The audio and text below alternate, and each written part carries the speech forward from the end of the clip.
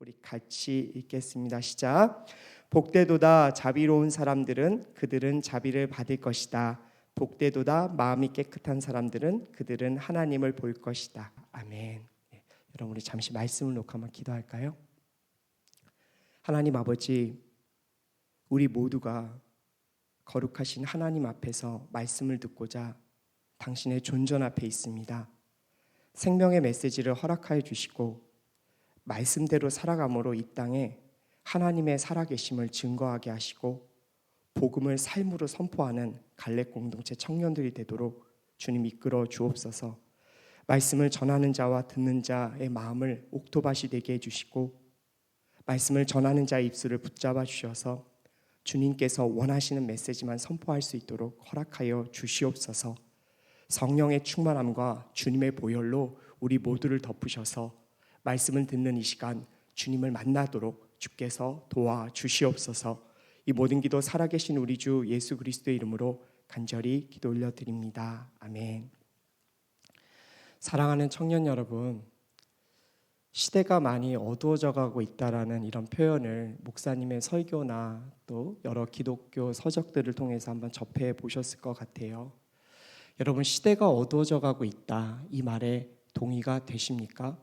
좀 안타깝지만 저는 이 말에 동의를 하고 있습니다. 자, 그렇다면 여러분, 시대가 어두워져 가고 있다라는 그것을 여러분들이 한번 생각해 봤을 때 그 이유가 도대체 무엇이었을까 한번 곰곰이 여러분들 한번 묵상하거나 또 한번 깊게 생각해 본 적이 있으신지 궁금합니다. 살인과 폭력이 이 땅에 난무하기 때문에 이 시대가 자꾸 어두워져 가는 것일까? 아니면 이웃에게 아무런 이유 없이 분노와 적개심이 치솟기 때문에 이 땅이 자꾸 어두워져 가는 것일까? 아니면 불법이 만연해서 정말 악의 세력들이 득세를 하기 때문에 이 땅이 어두워져 가는 것일까? 네, 모두 다 맞는 말일 것입니다. 그런데 제가 최근에요, 왜 자꾸 이 세상이 어두워져만 갈까? 왜 이 땅에서 자꾸 소망의 빛이 꺼져가는 것일까? 이렇게 곰곰이 생각해 봤는데 제가 내린 결론은 다음과 같습니다. 이 땅의 사람들이 예수님을 점점 잃어버리고 있기 때문에 이 세상이 어두워져 가고 있다라고 저는 결론을 내렸습니다. 빛이신 예수님, 생명 되신 예수님, 그리고 생명의 창조주이신 그분을 잊기 때문에, 잊어버리기 때문에 이 세상이 지금 어두워져 가고 있는 것입니다. 근데 여러분, 세상은 이 점을 몰라요. 그러니까 모르니까 어떻게 하냐면 자신들의 능력으로 이 세상을 밝혀보려고 노력을 하고 있어요. 그런데 아무리 해도요, 진짜 능력의 근원 되신, 생명의 근원 되신 예수님을 붙들지 않고서는 세상에 이 아름다운 빛을 발휘할 수가 없어요. 환하게 할 수 있는 거 없다는 것이죠. 자, 그렇기 때문에 이런 시대를 살아가는 우리 크리스천들은 현재 무엇을 해야 하는가? 어떻게 하면 어두워져가는 세상 가운데 소망의 빛을 발현할 수 있을까? 바로 성경 말씀에 답이 나와 있습니다. 고린도전서 1장 21절 말씀인데요, 제가 한번 읽을게요. 하나님의 지혜에 있어서는 이 세상이 자기 지혜로 하나님을 알지 못하므로 하나님께서 전도에 미련한 것으로 믿는 자들을 구원하시기를 기뻐하셨도다. 제가 한번 다시 읽을게요.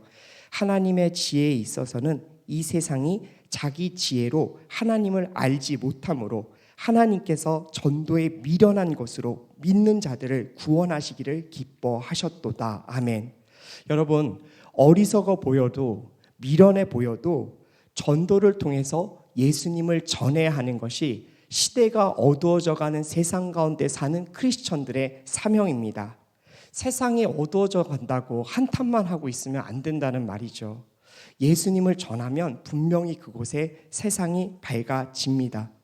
빛이신 우리 예수님을 우리가 알면서도 세상이 어두워져 가는 세상 가운데 예수님을 전하지 않으면 어쩌면 우리는 생명의 빛인 자로서 정말로 그 의무를 저버리고 있는 것인지도 모르겠습니다.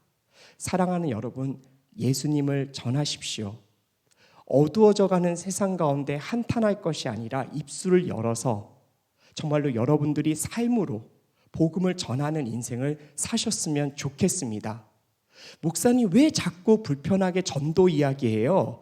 왜 목사님 이곳에 와서 그냥 생명과 축복만 얘기하시지? 왜 은혜만 얘기하시지? 왜 전도를 이야기하시냐고요? 여러분 그런 질문을 저한테 하실 수도 있어요.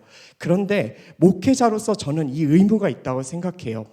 여러분들 모두가 함께 축복을 받고 은혜를 누리는 방법은 밝은 세상 가운데 살아가야 하는데, 밝은 세상을 살아가려면 여러분 세상을 밝혀야 하잖아요. 근데 그거의 방법은 전도밖에 없거든요. 예수님을 전하는 것밖에 없거든요. 저는 이 점을 분명히 갈렙 공동체 모든 분들에게 선포하고 싶고요. 여러분들 한 사람 한 사람을 복음의 불꽃으로 세상에 내보내고 싶어요. 저도 여러분 정말 축복 얘기하고 싶고 은혜만 얘기하고 싶은데요. 여러분 그렇지 않으면 세상은 점점 어두워지고 있거든요. 그래서 저희들이 한 2주간 동안 삶으로 복음을 전하기 위해서 산상수훈의 말씀을 지금 살펴보고 있어요. 산상수훈은 예수님의 제자로서 이 세상을 어떻게 살아가야 되는지 매우 명확하게 보여주고 있는 말씀이기 때문에 그렇습니다. 사랑하는 여러분, 성도로서 우리가 산상수훈을 마음에 품게 되길 원합니다. 다른 어떤 축복의 말씀도 다 여러분들 가슴속에 두는 거 좋아요.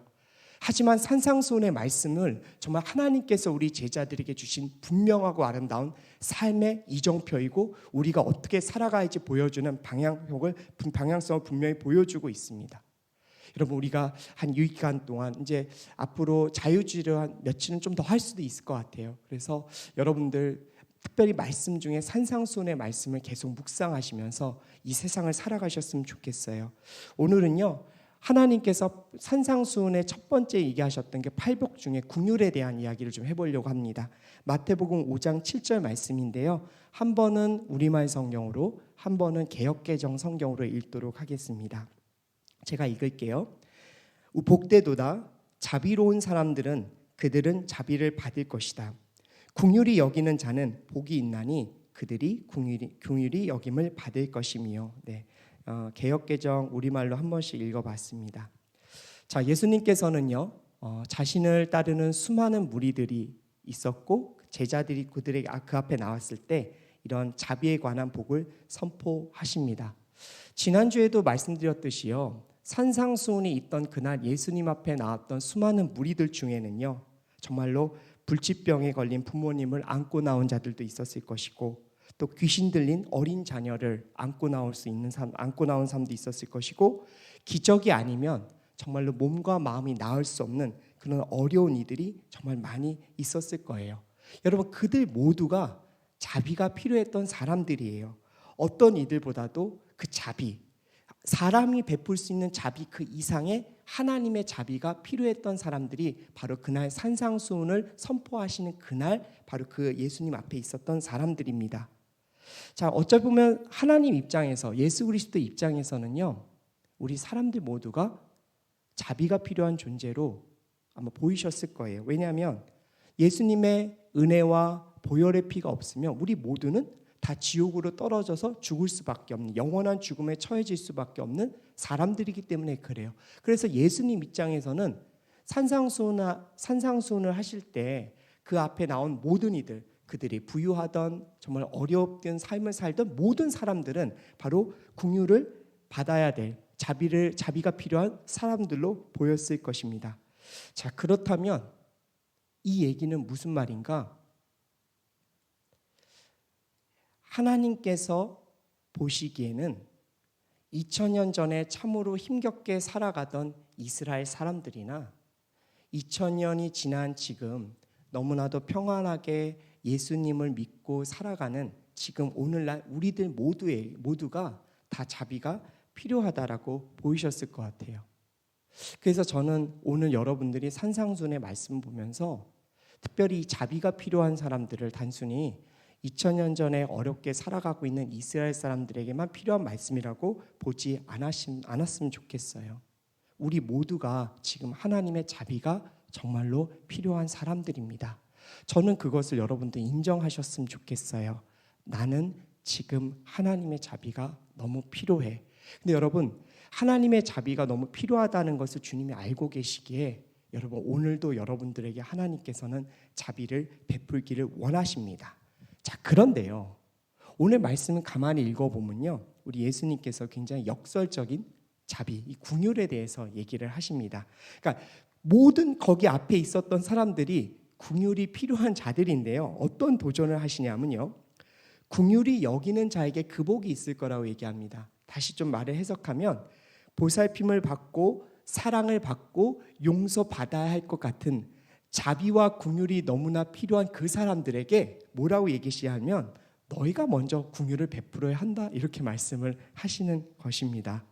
여러분, 좀 황당하지 않았을까요? 나는 정말로 주님의 자비가 필요해서 나왔는데, 나는 정말로 저 젊은 선지자의 치유, 내가 아닌 내 자식은 저 젊은 선지자의 자비가 필요해서 이곳에 나왔는데 바로 그 사람들에게 너희가 먼저 자비를 베풀어라, 이렇게 이야기를 하는 거예요. 굉장히 역설적이고 그 사람들이 들었을 때 어쩌면 좀 황당할 수 있었을 법해요. 자, 그러면 우리가 여러분 이 긍휼이라는 거, 자비라는 좀 이 단어의 뜻을 우리가 한번 살펴보기를 원합니다. 자, 이 긍휼이라는 근본의 뜻, 깊은 상처를 입거나 징계를 받아서 죽게 된 사람을 살리게 하는 도움을 이 긍휼이라는 뜻을 갖고 있습니다. 그러니까 구약의 히브리어에 대응하는 어느 단어는 헤세드라는 단어입니다. 자, 그런데 이 긍휼이라는 단어를요, 하용조 목사님께서 마태복음 강해에서 이렇게 설명을 하셨습니다. 참 명확하고 우리 마음속에 와닿는 단어의 설명이어서 제가 자막을 통해서 한번 보여드리고 싶습니다. 여러분들도 한번 따라서 한번 보시면 좋을 것 같습니다. 본래 긍휼은 사람의 마음속에 있는 것이 아닙니다. 죄로 인하여 타락한 인간의 마음속에는 용서하고 치유하는 긍휼이 없습니다. 긍휼은 하나님의 마음입니다. 그것은 차고 넘치는 하나님의 조건 없는 무한히 용서하시는 마음입니다. 또한 단순히 불쌍히 여기거나 용서하는 것을 넘어선 조건 없는 하나님의 사랑이며 변함없는 약속이기도 합니다. 여러분, 긍휼이라는 단어를 이렇게 아름답게 명확하게 설명하시는 걸 보면 참 하영주 목사님은 이 긍휼의 마음을 갖고 있었던 분이라고 저는 확신을 합니다. 자, 이 긍휼에 대한 이 긍휼을 제일 잘 설명하는 예화가 무엇일까? 저는 누가복음에 나오는 10장 33절 후반에 나오는 이 선한 사마리아인의 얘기라고 저는 생각합니다. 누가복음 10장 33절 이후 후반부에 보면요, 한 사람이 길을 가다가 강도떼를 만나자 죽도록 맞습니다. 그래서 이 생명의 불씨가 꺼져가는 상황이 놓였는데 당대 하나님을 사랑하고 하나님을 찬양하고 하나님을 섬긴다는 제사장과 레위인들은 죽어가는 그 사람을 그냥 지나쳐 버리죠. 그런데 사마리아인은 그를 불쌍히 여겼다라고 나옵니다.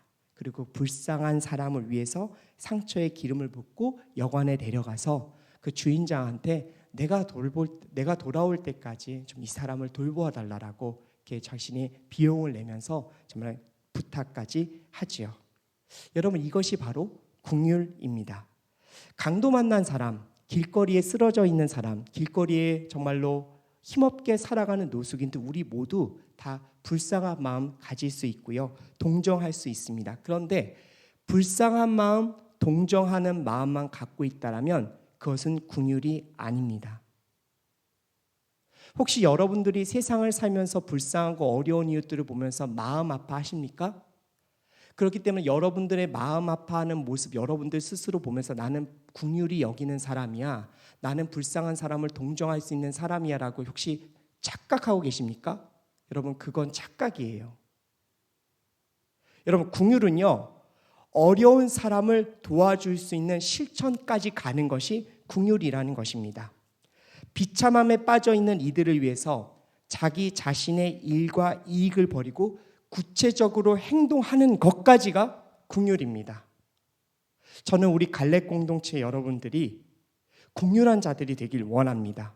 하나님께서 여러분들을 긍휼한 자로, 여러분들이 실제 긍휼을 실천할 수 있는 여러 환경과 여러분께 기회를 드리길 원합니다. 그래서 여러분들이 단순히 동정의 마음에서 끝나는 것이 아니라 그 불쌍한 이들을 위해서 여러분들이 구체적으로 실천할 수 있는 것까지, 그렇게 해서 많은 사람들에게 하나님의 긍휼이 무엇인지를 보여주는 하나님의 전도자로서 살아가기를 축복합니다. 제가 지난주에 복음이 울다라는 책을 여러분들께 소개했습니다. 제가 며칠 전에 이렇게 기회가 좀 이렇게 어떻게 해서 좀 이렇게 책을 살 수 있는 좀 돈이 생겼습니다. 그 돈으로 뭘 할까 지금 생각하다가 오늘 복음이 울다라는 책을 한 5권 사려고 지금 마음 먹었습니다. 이 책이 필요한 이들에게 꼭 나눠주고 싶어서요. 여러분들 이 복음이 울다라는 책 한번 꼭 서점에서 찾고 읽어보셨으면 좋겠어요. 자, 그런데 복음이 울다라는 저자분인 그 데이비드 플랫 목사님께서 히말리아 그 트레킹을 이제 하는 과정 가운데 어느 한 마을에 들어갔었다고 제가 말씀드렸죠. 근데 그 마을에 10대 아이들서부터 20대 초반의 여자 아이들이 없었다라는 것까지 제가 지난주에 말씀드렸어요. 이유가 뭐였죠? 임신매매범들이 속여서 그들을 도시에 팔아버린 것이죠.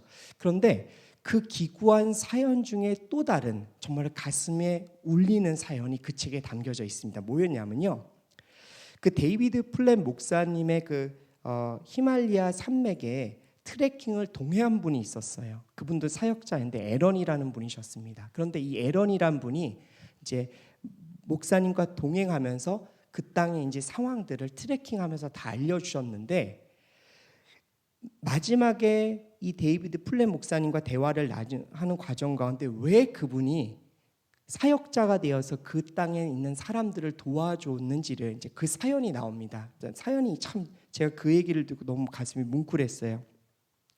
그 에런이라는 분은 20년 전에 대학생 때 히말리아 트레킹을 친구들과 함께 왔었다고 합니다. 친구들과 함께 트레킹을 하는 과정 가운데 한 휴게소에서 이제 밥을 먹고 이렇게 휴식을 취하는데, 그 히말리아 트레킹의 한 마을에 자주 들린다는 한 남자를 우연하게 만나게 됩니다. 그런데 우연하게 만나게 되는데 그곳에서 그 남자로부터 무슨 이야기를 들으냐면, 자신은 이 마을에 자주 온다. 이 마을에 자주 와서 정말 찢어지게 가난하고 고통받는 있는 많은 여자아이들을 도시에 가서 일을 하게끔 한다.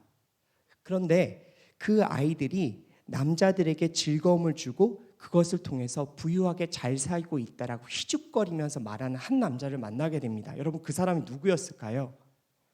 임신매매범이었어요. 그 임신매매범이 자랑스럽게 하는 그 얘기를 듣는 순간 앨런 목사님이 거기서 너무 큰 충격을 받게 된 거였어요. 그리고 그 자리에서 너무나 큰 충격을 받고 그날 하루 종일 자신이 그 트레킹을 하면서 너무나도 맑고 순수하게 웃으면서 자신을 보았던 그 많은 여자아이들이 정말 생각에 떠오르면서 밤새 울었다고 합니다.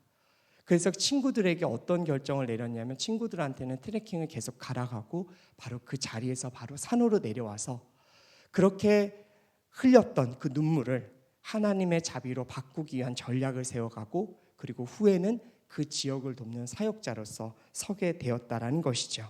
여러분, 많은 사람들이, 어쩌면 수많은 세계의 각국 사람들이 트레킹을 하면서 그 사실을 알았을 법도 합니다.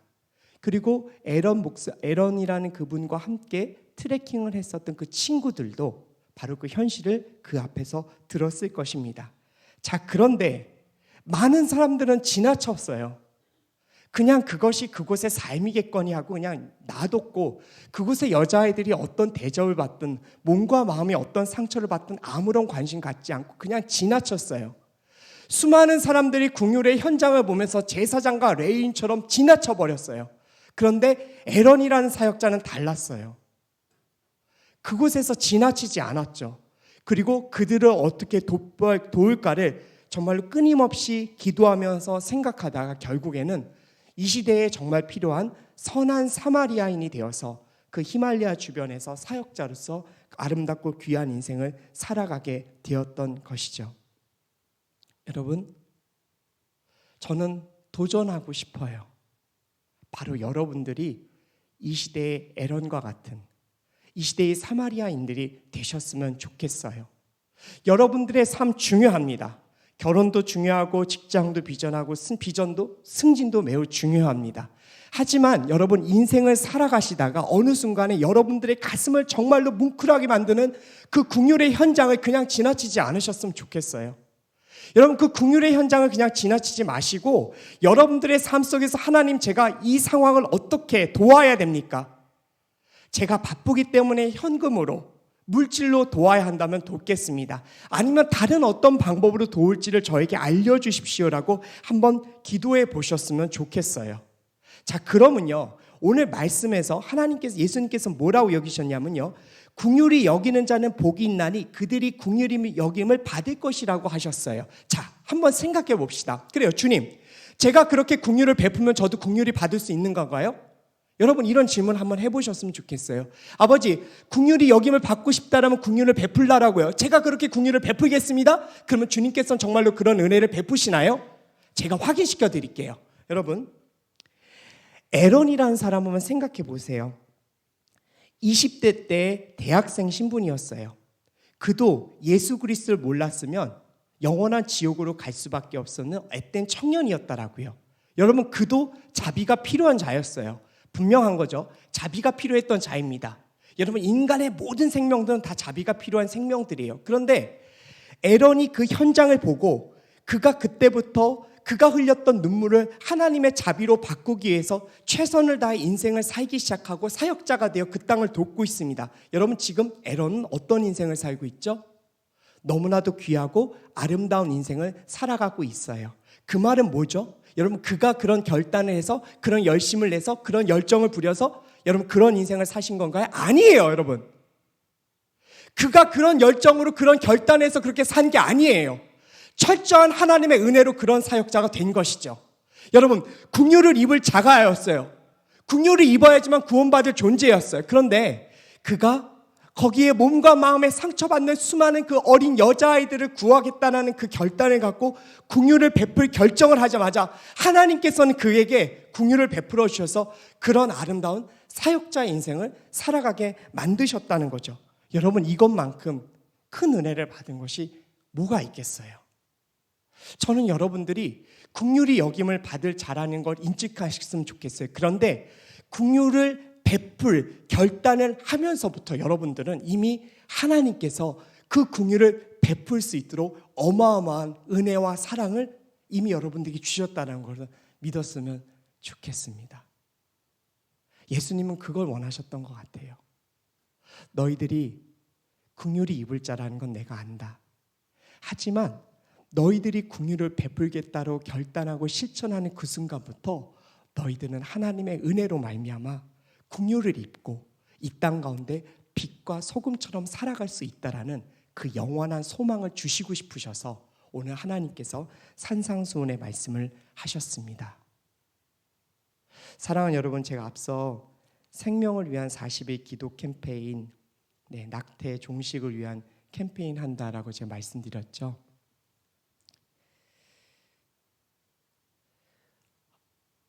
온누리 교회 청년들 중에 낙태를 반대하는 것에 대한 교회 입장에 대해서 이렇게 말하는 청년들이 있어요. 목사님, 온누리 교회 목사님들은 다 입양 안 하세요? 입양도 안 하시면서 어떻게 낙태를 그렇게 반대하실 수가 있으세요? 온누리 교회는 낙태를 위해서 무슨 일을 하고 있는데요? 낙태를 하지 않으면 살아갈 수 없는 그 여인들의 아픔을 알고 계시나요? 그런 거나 하면서 좀이나 낙태 종식 운동에 대해서 참여하시죠라고 굉장히 비판적으로 말하는 청년들도 있습니다. 근데 여러분, 그건 조금만 둘째치고 죽어가는 생명은 좀 살립시다. 알아요. 일리 있는 말이에요. 그런데 여러분, 뱃속에서 죽어가는 그 아이들 좀 살리고 우리가 한번 얘기해 보자고요. 이번 캠페인에 대학 청년부 12명의 전임 교육자 모두가 들어갑니다. 전 너무 감사해요. 너무너무 고마워요. 이런 결정을 해주신 담임 목사님과 교회 결정에 너무너무 감사드려요. 꼭 해보고 싶었어요. 기회를 갖고 싶은데 바쁘다는 핑계로 사역의 일정이 제가 너무 타이트하게 있다 보니까 이런 기회를 가질 수가 없게 됐거든요. 그런데 12명의 모든 교육자들이 한번 날을 정해서 이날 홍대 입구 앞에 서서 정말 피켓으로 홍보하고 침묵 기도를 한다라고 합니다. 여러분, 긍휼을 베풀고 싶으십니까? 물론 피켓으로 일하고 이렇게 홍보하고 기도하는 것 어쩌면 구체적으로 뭔가 돕는 것은 아니지만 뱃속에서 안타깝게 죽어가 있는 아이들을 위해서 할 수 있는 최선의 행동이라고 또한 저는 믿습니다. 갈렙 공동체 여러분, 물론 많은 분들이 직장생활 하셔서 이렇게 기회를 갖기는 어렵겠지만 전 여러분들이 한번 신청해 보셨으면 좋겠습니다.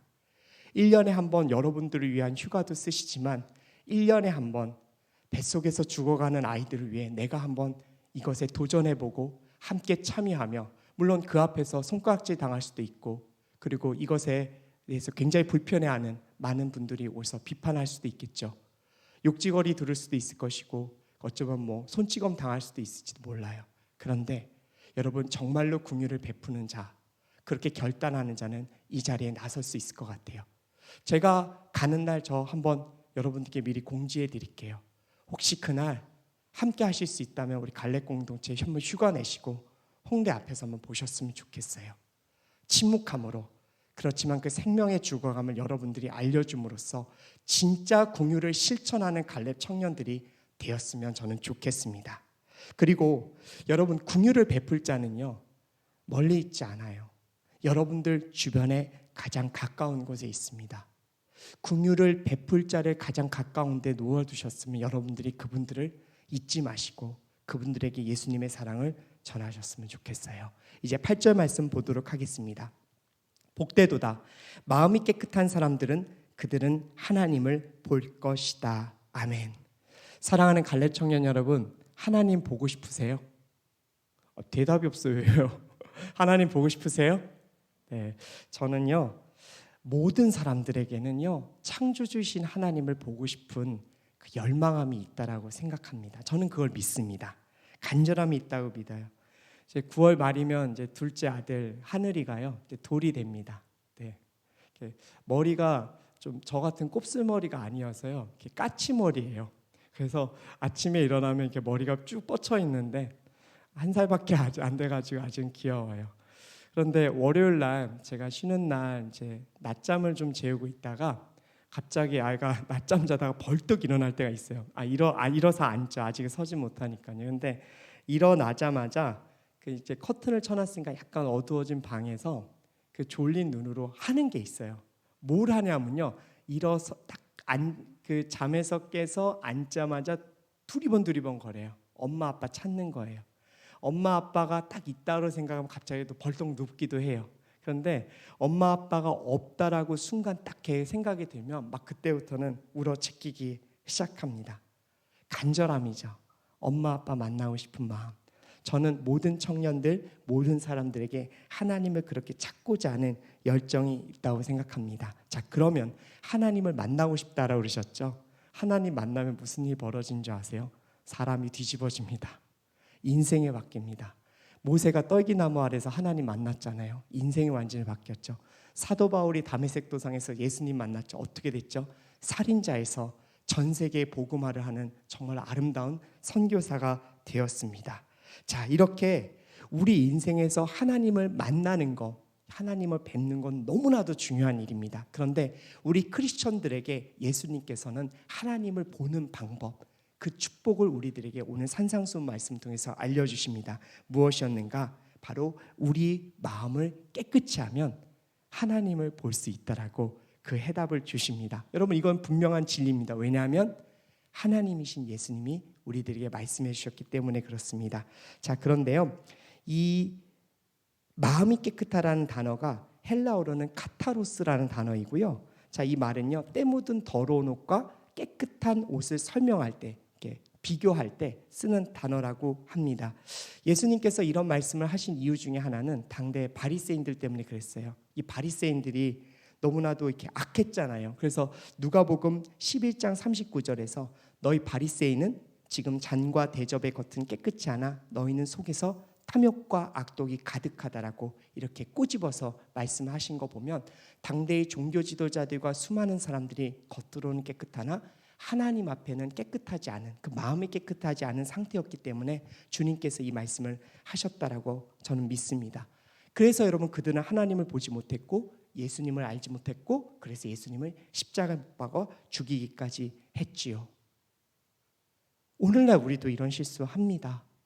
겉으로는 웃고 있고 행동으로는 되게 나이스한데 우리 안에 있는 미움, 시기, 질투 막 이런 게 들끓을 때가 얼마나 많은지요.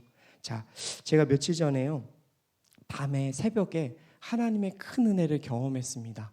여러분, 새벽 밤에요 하나님의 엄청난 은혜를 누린 그 경험이 있으십니까? 전 최근에 한번 경험했어요. 와, 여러분, 하나님의 은혜가 임하는데요, 걱정, 근심 모두 다 사라지고 불안, 떨림 다 사라지고 이 세상 모든 일을 잘 감당할 수 있다는 이 자신감에요, 열정이 확 끌어오르더라고요. 제가 그래서 새벽 3시까지 기쁨에 겨워서 너무나도 즐겁고 행복했습니다. 자, 그런데 그날 아침에 딱 일어나니까 어떤 상황이 됐냐면 마음에 불안, 초조, 낙담, 음란함이 너무 가득해서요, 여러분, 마음이라니 방이요, 수북히 한 몇 년 동안 청소하는 방처럼 먼지 쌓인 방이 되어 있더라고요. 아침에 일어났는데 너무 실망스러웠어요. 여러분, 그런데 그때 제가 들었던 마음이, 이게 마음의 청결함이라는 게 내 힘으로 안 되는 거라는 거 깊이 깨달았습니다. 이게 아무리 여러분 노력한다 그래도 될 게 아니더라고요. 이때 필요한 거, 성령의 바람과 성령의 불이 우리에게 너무 필요합니다. 성령의 바람이 불어야 모든 먼지가 날아가고요, 성령의 불이 임해야 이 먼지가 다 태워집니다. 자, 그리고 이럴 때 사랑의 성령의 9가지 열매가 맺히면서 우리가 하나님을 보게 되는 것입니다. 명상으로 얻을 수 있는가? 저는 결단코 명상으로 얻을 수 없다고 믿습니다. 마인드 컨트롤요? 아니요, 여러분. 그런 걸로 얻을 수 없습니다. 마음의 청결함은 오직 성령님과 함께 해야 되고 예수 그리스도의 십자가를 보면서부터 시작된다라고 믿어요. 여러분, 지금 이런 마음의 청결한 상태를 유지하기 위해서 분투하고 계십니까? 여러분께 질문 드리고 싶습니다. 여러분, 이 분투는요, 매일 해야 됩니다. 힘들고 어렵지만 출애굽한 백성이 광야에 나가서 매일 만나를 찾아오듯 여러분들이 그런 수고를 해야 됩니다. 그리고 특별히 이 가운데 여러분들 중에 마음에 너무나도 깊은 아픔, 상처, 어둠, 여러분들 마음의 추악함 때문에 괴로워하는 청년들이 혹시 있다라면 오늘부터 괴로워하지 않았으면 좋겠어요. 여러분, 괴로워하지 마시고 성령님의 그 은혜, 그 성령님의 불을 간구하면서 죽도록 매일 하나님을 찾으면 하나님께서 그 평안 가운데 주님을 만나게 하실 줄 믿습니다. 다른 방법이 없습니다. 오직 하나님을 찾고 하나님을 마음을 깨끗이 함으로 주님을 보는 것, 여러분, 이것이 우리 예수님께서 우리에게 주신 커다란 복의 말씀인 줄 확신합니다. 매일마다 여러분들이 하나님의 복을 받게 되길 원합니다. 이 시간 메시지 갖고 기도하도록 하겠습니다.